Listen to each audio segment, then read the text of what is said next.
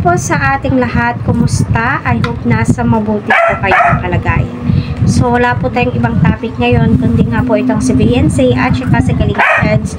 Bago po ako magsimula, pasensya na po kung tumatahol yung aso kasi nga po, tinatahulan po niya yung pusa namin. So, kita po natin na umaabo nga po yung blessings na natatanggap ni Beyonce ngayon. Grabe po yung pasok ng 2024 sa buhay po nila. At nagpapasalamat po siya, especially sa Good Samaritan na si Kalinga Prab. Dahil nga po kay Kalinga Prab, kita po natin na ibang-iba na po yung pamumuhay nila Beyonce. Although din naman po na bago agad-agad ang kanilang bahay, pero sa financially di na po gaano sila nagpro-problema dahil andyan po sila Kalinga Prab sinusustain yung pang araw-araw na pangangailangan nga po ni Beyonce, which is napakalaking tulong po yun. At suportahan din po natin yung nakascout kay Beyonce na itong si Dr. Love.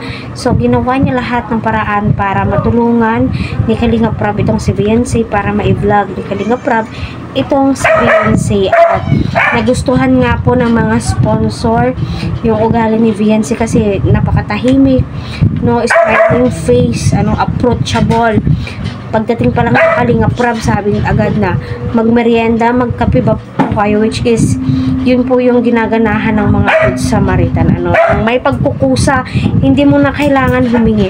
Yes, napakalaking biyaya din po itong si Kalinga Eds para kay Beyonce, kasi alam naman po natin ngayon na tinatangkilik si Kalinga Eds, di dahil sikat siya, kundi napakabait po niya. At until now, kahit napakaraming pagsubok, pagbabash, pinapagalitan siya below the belt, hindi po siya nagpapatinag kasi marami pong umaasa sa kanya ng mga beneficiary po niya, kagaya nila Arjen, nila Hana at ng iba pa ng kanyang binavlog.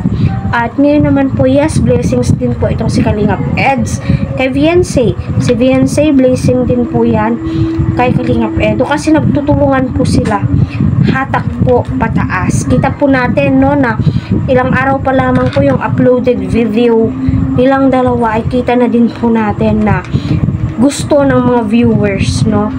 Tinatangkilik talaga sila ng viewers kahit na sinasabi na wag na munang magtandem itong si Edu. May susuporta pa rin po, no? Kaya suportahan po natin ang EDC.